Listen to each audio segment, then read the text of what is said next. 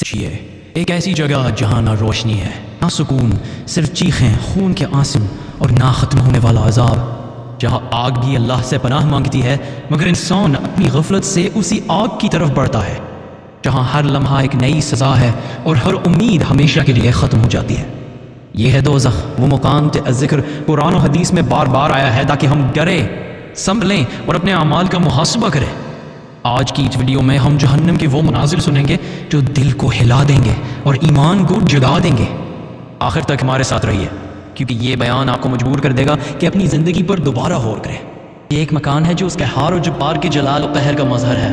جس طرح اس کی رحمت و نعمت کی انتہا نہیں کہ انسانی خیالات و تصورات جہاں تک پہنچے وہ ایک شمع ہے اس کی بے شمار نعمتوں سے، اسی طرح اس کے غضب و قہر کی کوئی حد نہیں کہ ہر وہ تکلیف و اذیت کے ادراک کی جائے ایک ادنا حصہ ہے اس کے بے انتہا عذاب کا۔ قرآن مجید و حدیث میں جو اس کی سختیاں مذکور ہیں ان میں سے کچھ اجمالاً بیان کرتا ہوں کہ مسلمان دیکھے اور اس سے پناہ مانگے اور اعمال سے بچے جن کی جزا جہنم ہے۔ حدیث میں ہے کہ جو بندہ جہنم سے پناہ مانگتا ہے جہنم کہتا ہے اے رب یہ مجھ سے پناہ مانگتا ہے تو اس کو پناہ دے۔ قرآن مجید نے بکثرت ارشاد ہوا کہ جہنم سے بچو، دوزخ سے ڈرو۔ ہمارے آقا و مولا صلی اللہ علیہ وسلم ہم کو سکھانے کے لیے کثرت کے ساتھ اس سے پناہ مانگتے ہیں۔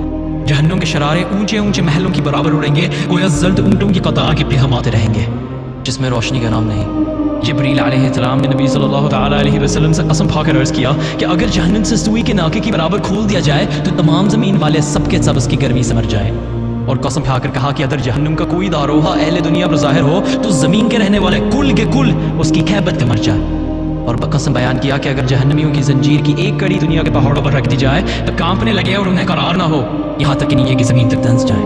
یہ دنیا کی آگ جس کی گرمی اور تیزی سے کون واقف نہیں کہ بعض موسم میں تو اس کا قریب جانا شاخ ہوتا ہے، پھر بھی یہ آگ خدا سے دعا کرتی ہے کہ اسے جہنم میں پھر نہ لے جائے، مگر تعجب ہے انسان سے کہ جہنم میں جانے کا کام کرتا ہے اور اس آگ سے نہیں ڈرتا جس سے آگ بھی ڈرتی اور پناہ مانگتی ہے۔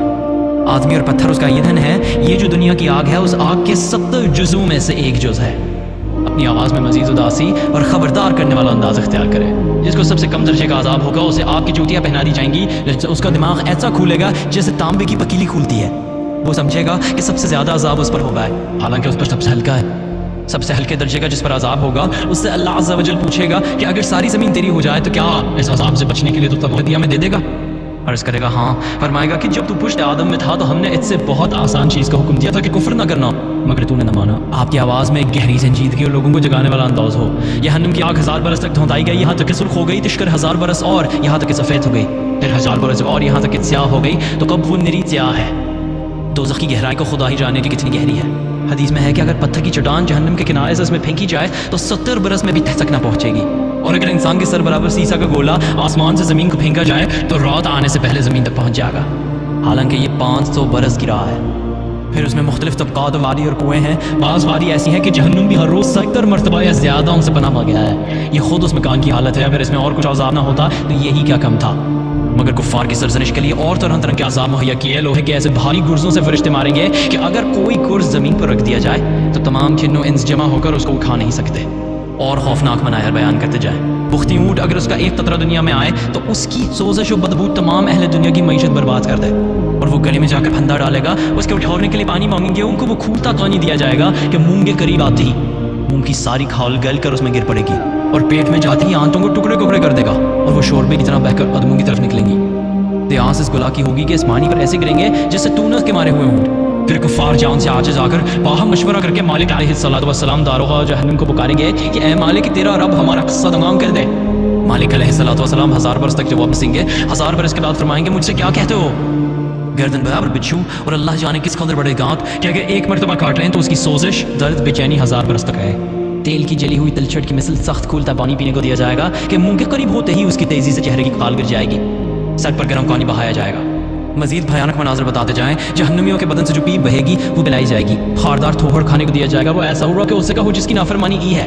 1000 برس تک رب العزت کو اس کی رحمت کے ناموں سے پکاریں گے، وہ 1000 برس تک جواب نہ ہوگا۔ اس کے بعد فرمائے گا کہ دور ہو جاؤ، جہنم میں پڑے رہو، مجھ سے بات نہ کرو۔ اس وقت کفار ہر قسم کی خیر سے نا امید ہو جائیں گے اور گدھے کی آواز کی طرح چلا کر روئیں گے۔ ابتداً آنسو نکلے گا، اور جب وہ آنسو ختم ہو جائیں گے تو خون روئیں گے، روتے روتے گالوں میں خندقوں کی مثل گرو پڑ جائیں گے، اور رونے کا خون اور پیپ اس قدر ہوگا کہ اگر اب میں کشتیاں ڈالی جائیں تو چلنے لگے۔ اب جہنمیوں کی شکلیں دیکھو، ایسی کریاں ہوں گی کہ اگر دنیا میں کوئی جہنمی اسی صورت پر آ جائے تو تمام لوگ اس کی بدصورتی اور بدبو سے مر جائیں گے، اور جسم ان کے اتنے بڑے کر دیے جائیں گے کہ ایک شانے سے دوسرے تک تیز سوار کو 3 دن لگے۔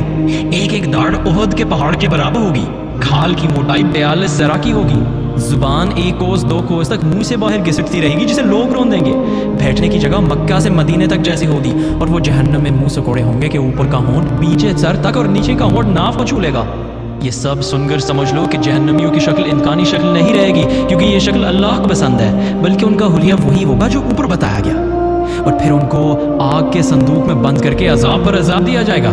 ہر کافر یہ سمجھے گا کہ اب اس کے سوا کوئی آگ میں نہیں بچا، اور یہ عذاب مسلسل اور ہمیشہ جاری رہے گا۔ آخرکار جب جنتی جنت میں جا چکے ہوں گے اور جہنمیوں کے لیے ہمیشگی کا فیصلہ ہو چکا ہوگا، تو موت کو ایک مینڈھے کی صورت میں لا کر ذبح کر دیا جائے گا، اور اعلان ہوگا، اے اہل جنت اب ہمیشگی ہے، موت نہیں، اور اے اہل النار اب ہمیشہ عذاب ہی عذاب ہے۔ یہ منظر ڈرانے کے لیے نہیں، بیدار کرنے کے لیے ہے۔ قرآن و حدیث ہمیں یہی سکھاتے ہیں کہ گناہوں سے بچو، اللہ کی جانب رجوع کرو اور نیک اعمال کرو، دوزخ کی حقیقت کو سمجھو اور سچے دل سے اللہ سے رحم مانگو۔ اگر آپ نے یہ ویڈیو مفید پائی تو اسے شیئر کریں، زی ٹیک کو فالو کریں اور اس چینل سے جڑے رہیں تاکہ ہم حقائق آپ تک پہنچاتے رہیں۔